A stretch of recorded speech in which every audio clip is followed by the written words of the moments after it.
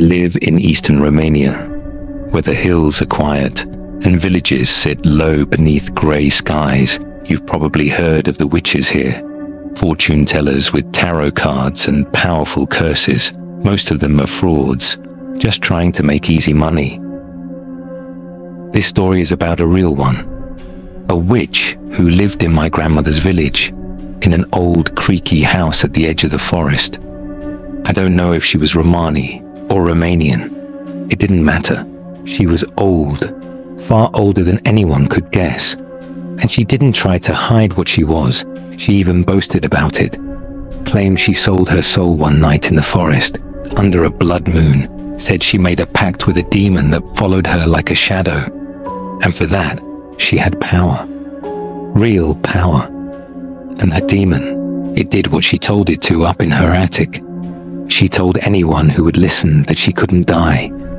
Not until someone took her place, accepted her duty, and gave up their soul too. People said she had 3 daughters once, but they couldn't stand her. They went to Bucharest years ago and were never seen or heard from again. You'd think she was just some crazy old woman trying to scare children, but no. There was proof. Strange noises, scratches, thuds, deep growls came from her attic at night. When people asked her about it, she would just smile. "That's my helper," she'd say, tapping her cane on the ground. "He's restless." And the things she could do? People paid her to fix things, find lost money, mend broken hearts, get revenge. She never failed them. Not once. Her yard too. Big tasks, like chopping wood or digging wells, were somehow finished overnight. Things no frail old woman could do alone. People believed the demon was real. My grandmother knew her.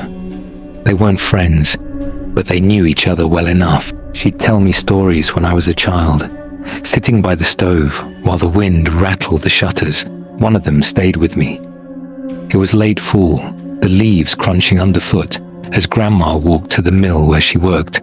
A woman stopped her on the path, middle-aged, wrapped tightly in her shawl, her face tense. "Where does the witch live?" she asked sharply. Grandma pointed down the road, past the church, to the old slanted house with peeling paint. "Why do you need to see her?" Grandma asked. The woman's expression darkened. "A thief broke into my house last night, stole everything I had. She'd heard the witch could get it back." Grandma nodded, let her go, and continued on her way. The next day, on the same path, she saw the same woman. But now, she carried a heavy bag over her shoulder. Her face was pale, but calm. Grandma stopped her. "Well, what happened?" The woman looked around, then leaned in. "I told the witch what I lost. She said the money would be on my table when I got home, but she would take half." She swallowed hard. "Better than nothing, I thought." She hesitated, then continued. "It was there. Every last coin stacked neatly. I don't know how she did it. She lifted the bag, half the money, as agreed, and walked off to pay." Grandma watched her go, a shiver running up her spine. That wasn't luck. That was something else. Then there was another story, one that still makes me uneasy. A beautiful young woman from the village fell deeply in love with a married man. He was handsome, hard-working, and had a wife and 2 children. She didn't care. She went to the witch's house, knocked on the old door, and told her what she wanted. "I want him," she said. The witch leaned on her cane, staring at her with cold eyes. "No matter the cost?" she asked. "Yes," the woman answered without hesitation. Less than a month later, the man's wife fell sick. Fever, coughing, then nothing. She died in her bed. He was heartbroken, but not for long. By spring, he remarried to the girl who had paid the witch. People whispered that she had bought his love in blood, but no one dared say it out loud because the witch's shadow was too terrifying. That's why they trusted her. She wasn't a fraud with a crystal ball. She helped, always, but her solutions weren't always simple. Things got strange toward the end. I must have been about 15 when Grandma told me the rest. whispering like she was afraid the walls might hear her. The witch started acting differently, more hunched, her eyes wilder, muttering about finding the next one. The noises from her attic grew louder, banging, shrieking, strange sounds that woke half the village.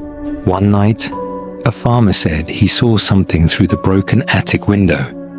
A shape, tall and twisted, with charcoal black eyes. The witch didn't deny it. She just smiled, showing her yellow teeth. "He's impatient," she said. "Wants me gone." Then the fire started. It was a sweltering summer, the kind where the heat makes the air feel like it's cracking. Grandma told us it started late, after midnight. Flames shooting into the sky from the witch's hut. The whole village ran out with buckets, but the fire was strange, too hot, too fast. It was devouring the house. They heard her shrieking, then laughing, then nothing. By morning, there was only ash, a smoldering ruin. No sign of her body. People said the demon took her, or she finally tricked someone into taking her place. Either way, she was gone. But there's more.